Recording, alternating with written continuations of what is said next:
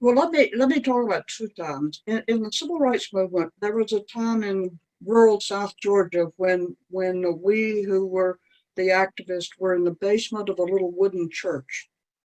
And it was night, and the Klan was in robes and with torches marching around the church, and we were afraid they were going to burn the church. In Greenbrier County, I ran for the House of Delegates, and a man who didn't want me to threatened, told three different people in three different places that he was coming down here on a specific day and blow my effing head off. And I was so afraid that I left home and spent the night with a friend.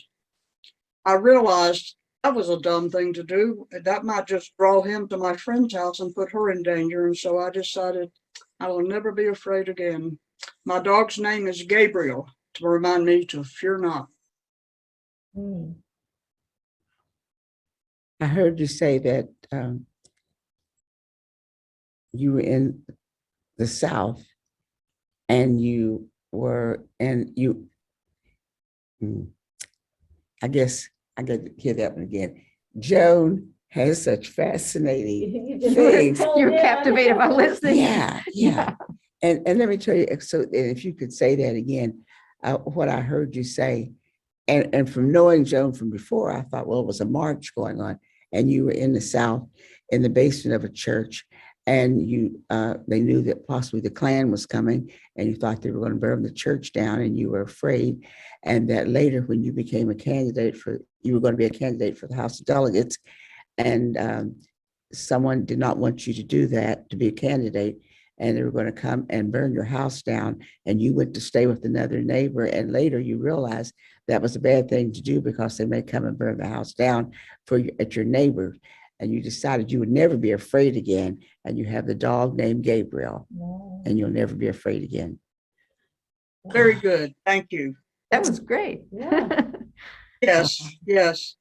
I've heard Joan tell some of the things about the freedom rides and stuff, and she always, it's just so interesting. Yeah. And yeah, it made me want to ask questions immediately, like, how did you get out of the church and what happened after that? Oh, I don't know. Was there, that was a cliffhanging moment that you just switched over to the other one? We turned all the lights out and we were very, very quiet, hoping they would not know we were there.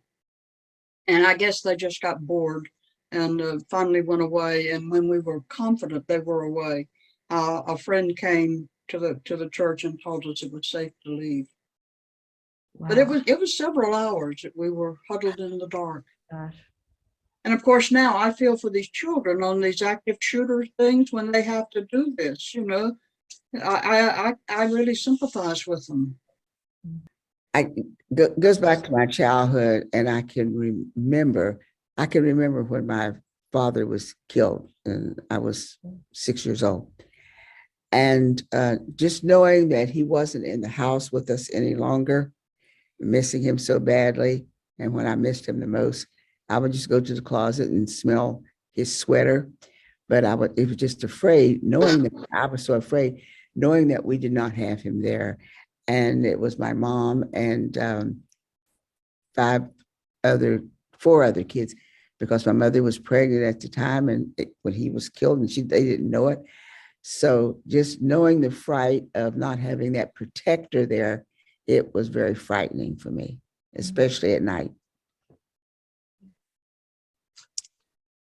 Oh my goodness, I heard you say that you were only 6 when your father was killed.